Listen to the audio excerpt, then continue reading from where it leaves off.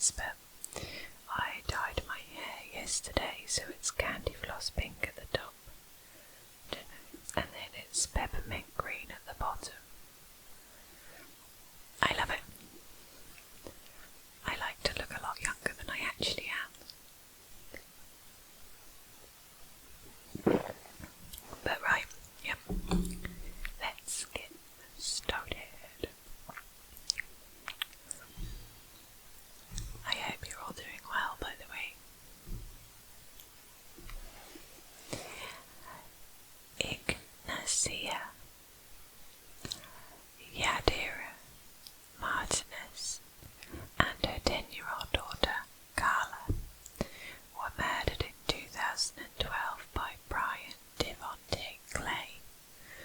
Their bodies were found inside the family home in Las Vegas, Nevada.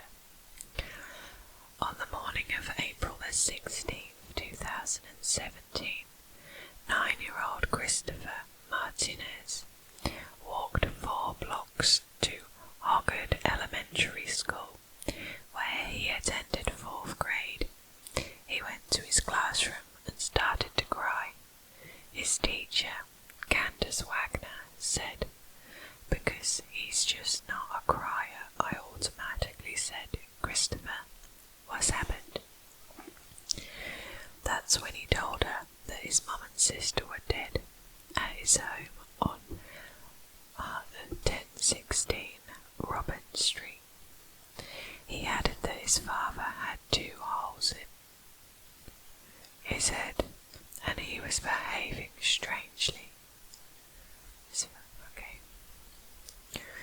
Christopher was then taken back to his home, where police found his mother, Ignacia Martinez, 38, and his sister, Carla, dead in their beds. His father, Arturo Martinez Sanchez, was alive but suffered edge injuries that led to a serious brain damage. He was rushed to the University Medical Center and later underwent 2 brain surgeries, followed by physical therapy. Christopher's 5-year-old brother, Alejandro, was also found in the home. He was unharmed, according to the Las Vegas Review-Journal. Police learned through an investigation that the family was attacked by an intruder. Someone had broken into their home around 2 a.m. on April 15, 2012, and raped Ignacia and Carla before beating them to death with a hammer. Arturo had also been beaten on the head with a hammer, which caused him to lose consciousness. When he awoke at 5 p.m. the same day, he couldn't remember the attack, but he noticed the walls and floor were bloodied and there was blood running down his neck. Arturo found his wife and daughter dead in separate bedrooms. He also found his sons, who witnessed the attack, in the home. They were alive and unscathed. Arturo then clung to the walls and began searching the house for the intruder, but no one was there. But he did notice that the back door was open. He then tried calling 911 for help, but his fingers weren't cooperating. That's when he told his oldest son to go to school and get help before he lost consciousness again. The Las Vegas Sun reported, Christopher cared for his younger brother throughout the night until he went to school the following morning. On the 27th of April 2012, police officers with the Las Vegas Metropolitan Police Department arrested Brian Clay in connection to the murders of Ignacia and Carla Martinez. He was 22 years old at the time and did not have any connections to the family. Lieutenant Ray Steiber told the Associated Press that this was a complete stranger killing, a mother and a daughter attacking the father. "I've been doing this police work 24 years.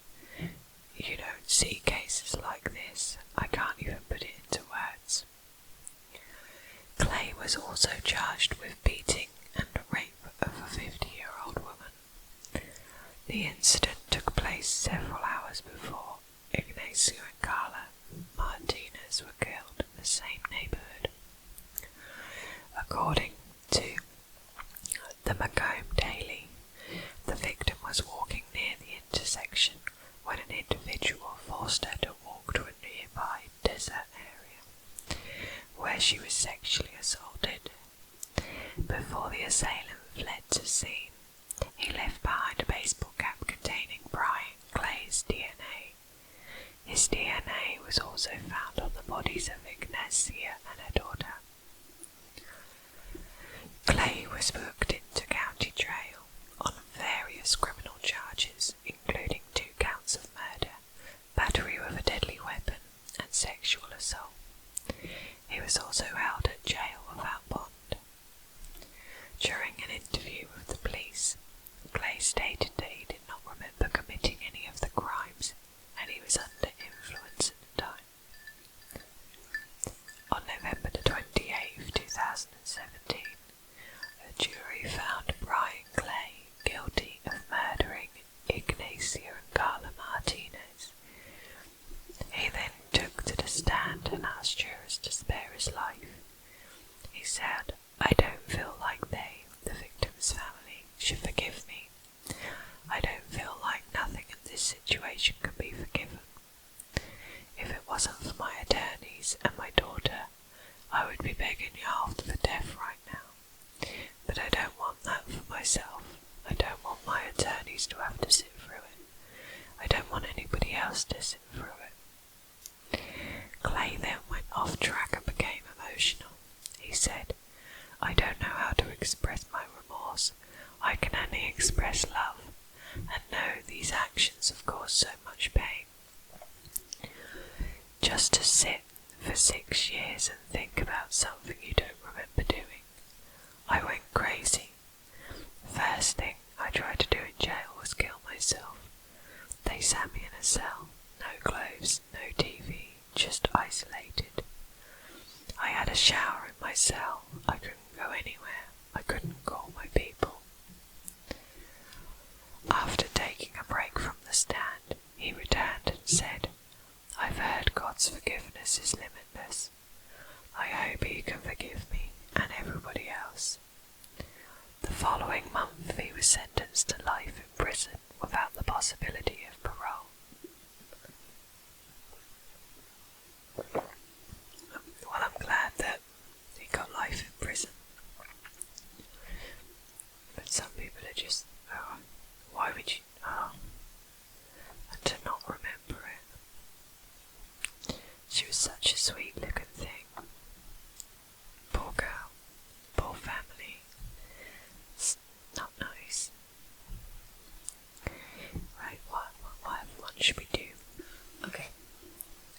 So, I found another one. Bear with me, my internet's a bit slow today. Right. Sasha Samsoody was 27 years old when she was murdered in 2005. She was a University of Florida graduate who worked in the real estate and apartment industry. At the time, her body was found inside a luxury apartment in Orlando, Florida. Stephen Michael Duxbury, then 33, was convicted of raping and killing Sasha Samsoody. Orlando Sentinel reported. He was a security guard at her apartment complex, and he was also a married United States Air Force veteran and graduate of Strayer University. According to an Orlando police affidavit, instead of getting her safely to her apartment he was employed to do, he used his position to take advantage in order to enter her apartment, sexually batter her, and then strangled her. On the night of October the 17th, 2015, Sasha Samsoody went to the attic bar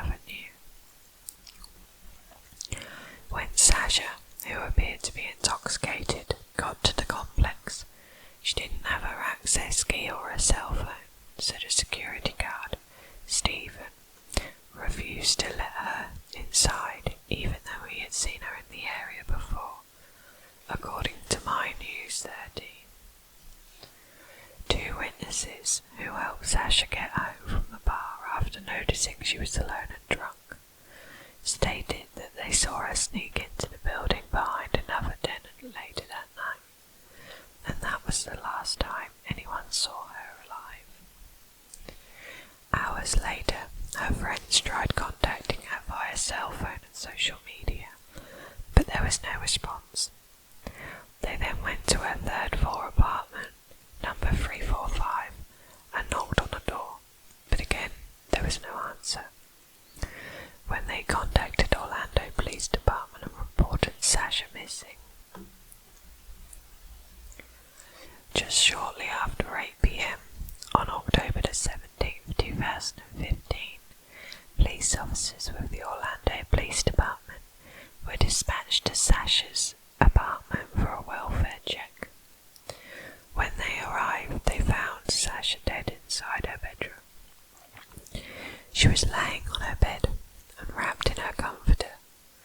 Her purple shirt had been ripped apart from her body, and her necklace that she was wearing had been snatched off and was tangled into her hair. When officers scanned the room for evidence, they uncovered a condom wrapper and an important imprint of a shoe next to her bed. They also ascertained a fingerprint lifted from the toilet seat. Meanwhile, Sasha's body was transported to the Orange County Medical Examiner's office for an autopsy, which revealed her cause of death was due to asphyxiation, which is strangulation. Dr. Gary Utz determined that Sasha experienced an agonizing death as she appeared to have been beaten and suffered a fractured larynx. That's hard to fracture now. During his examination of Sasha's body, Dr. Utz found that he had never seen an internal neck fracture as severe as what Sasha suffered. According to News 6, WKMG, he added that she had sustained bruising to her chest from several blows, and her body smelt of cleaning solution. When the defense attorney, Aaron, asked if there were any signs of a struggle, Dr. Hughes said no. The bedclothes were somewhat disorganized, but other than that I did not notice that anything was indicative of a struggle. During the investigation, Orlando police questioned Upton Place apartment security guard, Stephen, about Sasha's death. He told them that he recalled her arriving to the apartment complex in the inebriated state and offered to help her get inside her apartment, according to Baltimore Sun. As he was being interviewed, investigators noticed that he had scratches and bite marks on his body. That is when they grew suspicious of Duxbury, and asked him to show them the shoes he wore to work the night that Sasha was killed. A pair of sneakers, or trainers to us in the UK, he showed the investigators did not match the shoe print that was found on the inside of the victim's apartment. After police obtained a warrant to search Duxbury's house in Port Orange, Florida, they rummaged through the young-kept home and discovered a pair of shoes that were a match. When they found out that his fingerprint matched a fingerprint found inside her home, Stephen Duxbury was arrested. He was booked into the Volusia County Branch Jail in Daytona Beach. Duxbury was charged with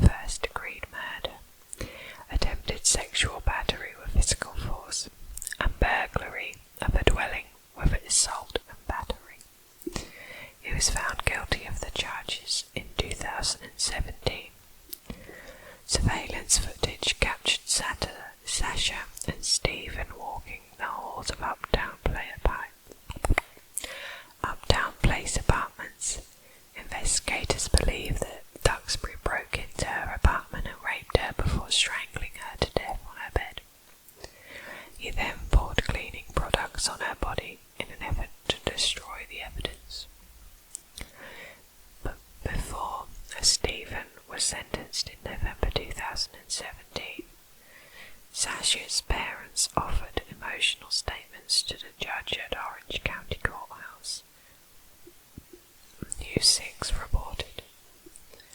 Her mother, Tara, said she had to quit her job as an emergency room nurse because she was having a hard time treating rape victims.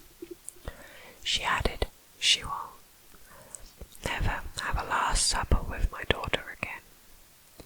But her father will never walk her down the aisle. Every wedding I attend, I know we would never have that with my daughter." Ken said his daughter will live on through the memories and thanked Orlando police detectives who did not leave any stone unturned, finding her killer. "That's my baby." Following a 7-day trial, Circuit Judge Lisa T. Munro sentenced Stephen to 2 life sentences for first-degree murder and rape, with an additional 15 years in prison for the burglary conviction. Sorry, I have no idea what's going on with me tonight. My words are all jumbled. I think it's because I sit in this light and the light's quite bright in here. Or I'm just very good at making excuses. So, I will do one more and then we'll call it a day for today. Beverly Jarosz. Right, this is an unsolved murder of a 16-year-old girl who was found in her bedroom bound with clothesline ropes. Beverly Ann Jarosz was 16 years old when she was murdered in 1964. She was an 11th grade student at Marymount High School, a Catholic school for girls. At the time, her body was found inside her bedroom at her home in Garfield Heights, Ohio.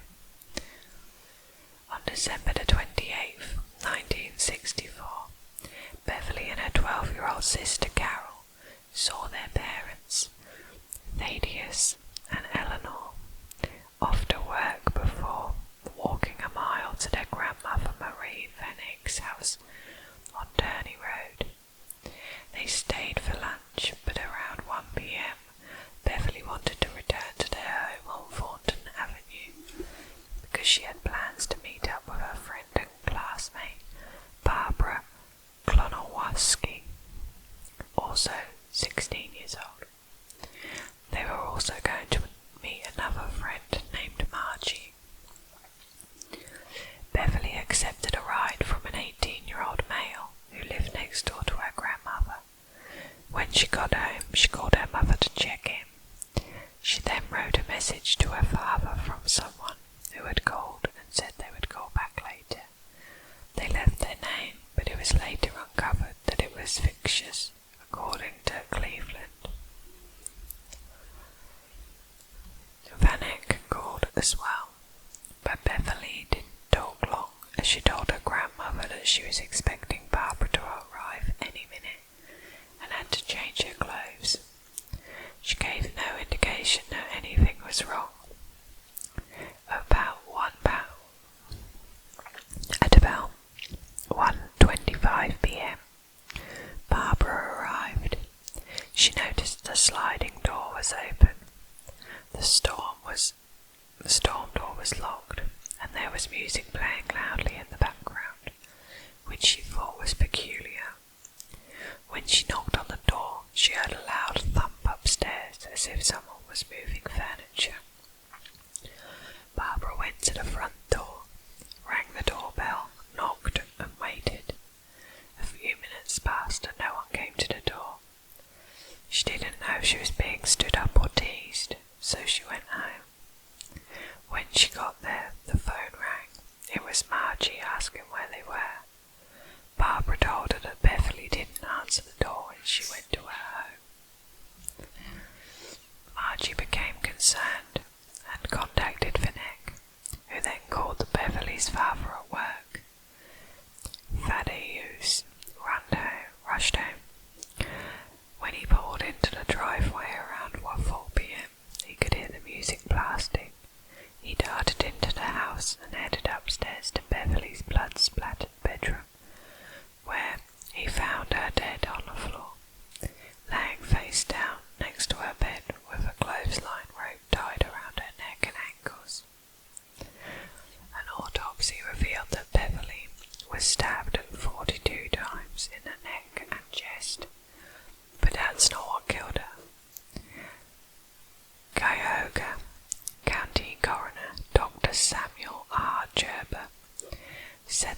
cause of death was strangulation, but he said that she had enough stab wounds that would have ultimately killed her anyway.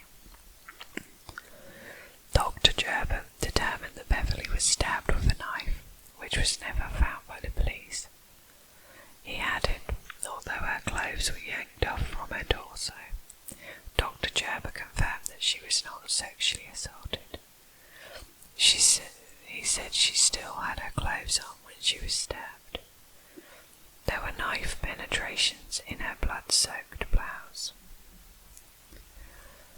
She put up a terrific fight, Dr. Gerber told the Chilli Cove Gazette. Beverly's bedroom was littered with torn clothing and blood was splattered across the room. The coroner explained Beverly's fingernails for the assailant's DNA, but Dr. Gerber said, "So far we do not believe the killer was marked by her nails." They may or may not have the killer's identity, but Dr. Gerber said the murderer almost certainly had to be a man. Investigators speculated that while Beverly was changing her clothes, she was startled by the killer, who was probably someone she knew, as there were no signs of forced entry. The 3 short-length pieces of clothesline rope that were found tied around the victim had loops, which led law enforcement officers to believe that Beverly Jaroz's murder was premeditated. On December the 29th, 1964, Detective Captain William C. Oregon sent several officers to Beverly's home and neighborhood to find out where the clothesline rope may have come from, as it did not belong to her family, but they found no clues. German Shepherd's dogs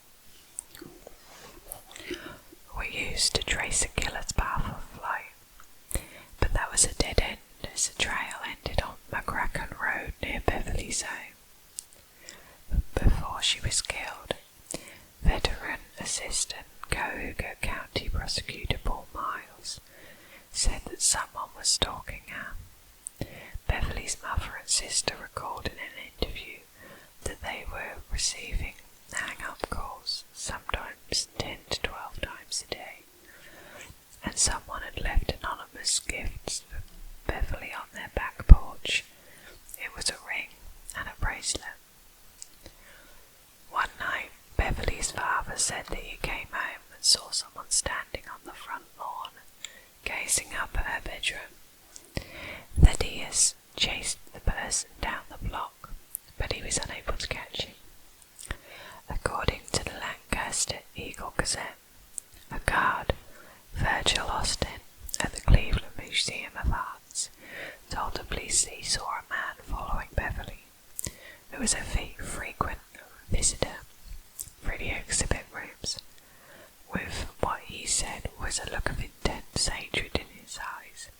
If looks could kill, Beverly would have died in that museum. He described the man as young, tall, and slim. Relatives stated that those incidents prompted Beverly to become jumpy. She would also make sure that the doors were always locked and would check with her family whenever she went somewhere. Throughout the years, Garfield Heights police officials have questioned several people, including the boy who drove Beverly home on the day that she was killed, but they have announced that none of them are sex suspects. It has been more than 5 decades since Beverly was found dead in her bedroom, but law enforcement officers still believe her case can be solved. Miles said, "We are taking steps to make that end possible. We haven't stopped.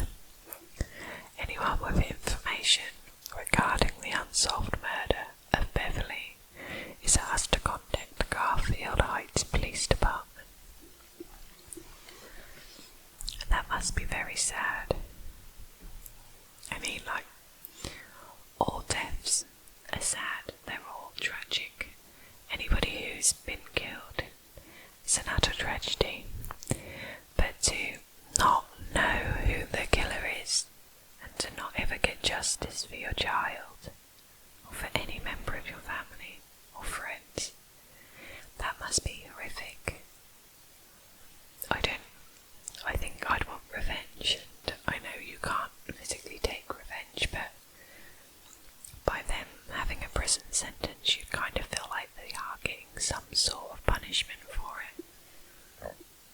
But to not have that, that must have been so horrible for her parents. Because I don't think that if that was over 50 years ago, they probably wouldn't be alive now. And that's just so sad. But anyway, we're going to leave it there for today. But I will be back with more crime videos shortly. On Wednesday, I have a planned lullaby video coming for you. And I've got some Starry Night footage in the background of that one. And it will just be stars and then just me singing lullabies. Lullabies, not lullabies. That'd just be relaxing and send you to sleep.